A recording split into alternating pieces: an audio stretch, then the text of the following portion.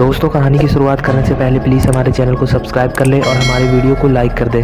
दोस्तों, कहानी की शुरुआत में हमें दिखाया जाता है कि एक आदमी जिसका नाम शंकर होता है वो अपने चारों तरफ घेरा बनाकर किसी की आराधना कर रहा होता है। वो आराधना में इतना मगन होता है कि उसके बगल से एक काला नाग गुजर जाता है, लेकिन उसे कुछ पता नहीं चल पाता। वो अपने मंत्रों को लगातार पढ़ते ही रहता है। थोड़ी देर बाद उसका मंत्र पढ़ना बंद हो जाता है और उसके सामने एक यक्षिणी प्रकट होती है। यक्षिणी उसे बोलती है कि तुम कई साल से मेरी आराधना कर रहे हो, मैं तुम्हारी आराधना से खुश हो गई, मांगो तुम क्या मांगते हो। तभी वो शंकर जो आराधना कर रहा होता है वो मांगता है कि मुझे अमर बना दो, मुझे अमर होना है। तभी यक्षिणी बोलती है कि ये वरदान तो ब्रह्मा भी नहीं दे सकते, तो मैं एक यक्षिणी होकर कैसे दे सकती हूँ।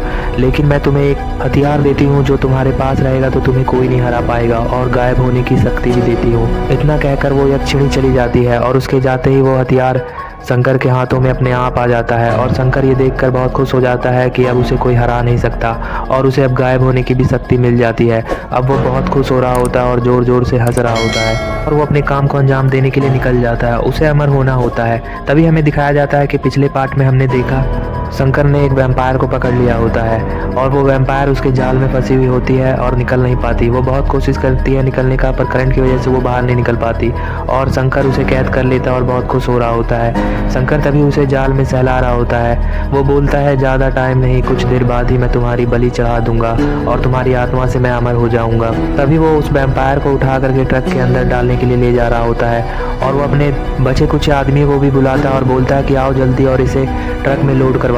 उसके आदमी जल्दी से आते हैं और उसे उठाकर जैसे ही ट्रक में लोड करने वाले होते हैं तभी उसका दोस्त डैनियल वहां आ जाता है और वो आदमियों को मारना शुरू कर देता है। डैनियल इतनी फुर्ती से उस आदमी को मारता है कि कोई भी डैनियल को देख नहीं पाता, बस वो लोग उस लाश को देखते हैं। शंकर ये देखकर चौंक जाता है कि कौन इतनी फुर्ती से किसी को मारकर भाग गया।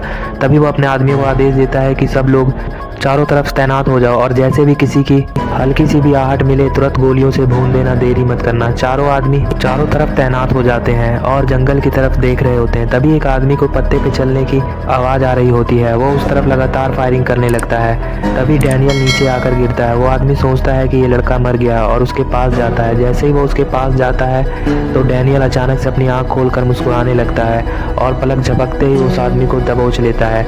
उस आदमी को चिल्लाने का भी मौका नहीं मिल पाता और वो उसे दबोच कर उसका खून पीने लगता है। ये देखकर बाकी सारे आदमी भागने लगते हैं और शंकर अकेला रह जाता है। शंकर के माथे पर पसीना आ जाता है, लेकिन वो अपने डर को किसी को दिखाना नहीं चाहता है। वो अपने डर को अपने अंदर ही रखता है और बोलता है कि जो भी है जल्दी से बाहर आ जाओ, वरना मैं इसको मार डालूंगा। वो ओलिविया के सर पर पैर रख देता है और उसे जोर जोर से दबाने लगता है और बोलता है जल्दी से बाहर आ जाओ, वरना मैं इसे अभी के अभी मार डालूंगा। डैनियल एक पेड़ के पीछे छुपकर ये सब देख रहा होता है। थोड़ी देर बाद वो शंकर के पास आ जाता है। शंकर उसे अपने जेब से निकाल कर एक हथकड़ी देता है और बोलता है कि घुटने टेक कर नीचे बैठ जाओ और इस हथकड़ी से अपने हाथों को बांध लो, और अगर कोई भी चालाकी की तो मैं इसे मार डालूंगा। डैनियल नीचे की तरफ झुकता है और मिट्टी उठा करके शंकर के ऊपर डाल देता है। शंकर के आंखों में धूल जाने की वजह से वो कुछ देख नहीं पाता और डैनियल उस पर हमला करने लगता है। लेकिन शंकर की शक्तियाँ भी कम नहीं थी। उसकी आंख बंद होती है, फिर भी वो डैनियल के हाथ को पकड़ लेता है। फिर डैनियल अपने सर से उस पर वार करता है और शंकर के सर से खून निकलने लगता है। शंकर को काफ़ी गुस्सा आ रहा होता है और डैनियल उस पर हंस रहा होता है।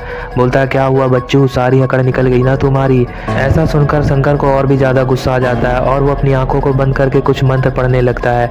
वो थोड़ी देर तक मंत्र पढ़ता है और डैनियल को कुछ समझ नहीं आता कि वो क्या कर रहा है। तभी अचानक से शंकर गायब हो जाता है। डैनियल ये देखकर हैरान हो जाता है कि यह गायब कैसे हो गया। और तभी जब डैनियल इधर उधर देख रहा होता है तभी उसका पैर कोई पकड़कर उसे जंगल की ओर ले जा रहा होता है। डैनियल अपने आप को छुड़वाने की बहुत कोशिश कर रहा होता है। वो अपने पैर मार रहा होता है और अपने नाखूनों से जमीन में मार रहा होता है ताकि वो शंकर के चंगुल से छूट सके, लेकिन शंकर उसे जंगल की तरफ लेकर जा रहा होता है। थोड़ी देर में डैनियल छूट जाता है और जल्दी से जाकर पेड़ के पीछे छुप जाता है और इधर शंकर एक पेड़ के ऊपर चढ़ जाता है और उस पेड़ के ऊपर चढ़ने के बाद वो जोर से सीटी बजाता है और डैनियल को आवाज़ लगाता है। बोलता है, क्या हुआ बच्चू, बहुत मेरा मजाक उड़ा रहे थे ना, कहाँ छुप के बैठे हो, अब हिम्मत है तो आओ मेरे सामने।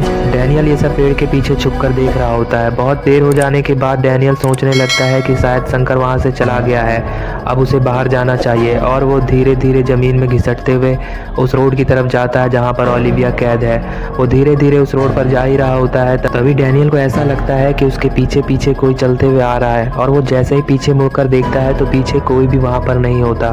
तभी वो फिर उसके बाद आगे की तरफ मुड़ता है और वो जैसे ही आगे मुड़कर देखता है तो शंकर उसके सामने खड़ा होता है और शंकर उस चाकू से उसके चेहरे पे वार कर देता है जिस वजह से उसके चेहरे से काफ़ी खून निकलने लगता है। और शंकर फिर उसकी छाती पर पैर रखकर बोलता है, तुम सोच रहे होगे कि इतने छोटे मोटे घाव तो तुम्हारे यूं ही भर जाते होंगे क्योंकि तुम एक वैम्पायर हो ना, लेकिन ये घाव तुम्हारा नहीं भरेगा क्योंकि ये मेरे खास चाकू से मारा हुआ है। ये चाकू एक यक्षिणी का दिया हुआ वरदान है, जब तक ये मेरे पास रहेगा मुझे कोई हरा नहीं सकता। इतना बोलकर शंकर उसे भी ओलिविया के पास ले जाकर रख देता है और उसके बाद वो अपने ट्रक के पास चला जाता है कुछ और साथियों को बुलाने के लिए। और इधर डैनियल अपने हाथ को छुड़वाने में कामयाब हो जाता है और अब वो एक तरकीब बनाता है कि वो उसके हाथ से उस चाकू को छीनेगा, तब उसके बाद वो शंकर को मारेगा। और वो उसके पास उस चाकू को छीनने के लिए जाता है। वो ट्रक के पास होता है तो वो छुपते छुपते ट्रक के पास उसके गेट के आगे जाता है और देखता है कि शंकर किसी से बात कर रहा है। उसी टाइम मौका पाते ही डैनियल शंकर के हाथ से चाकू छीन लेता है और शंकर पर अपने पंजे से वार कर देता है। शंकर तुरंत मंत्र पढ़ के वहां से गायब हो जाता है, जिसे देखकर डैनियल बहुत ज़्यादा खुश होने लगता है। वो सोचता है कि शंकर डर के भाग गया और फिर डैनियल ओलिविया को भी आज़ाद करा देता है। ओलिविया पूछती है कि वो आदमी कहाँ गया, तभी डैनियल बोलता है कि वो डर कर भाग गया। और फिर डैनियल ओलिविया को लेकर अपने खंडर की तरफ जा ही रहा होता है, तभी अचानक से शंकर पीछे से एक नोकीले पेड़ से वार करता है, जिसकी वजह से डैनियल काफ़ी ज़्यादा घायल हो जाता है और वो नीचे ज़मीन पर गिर जाता है।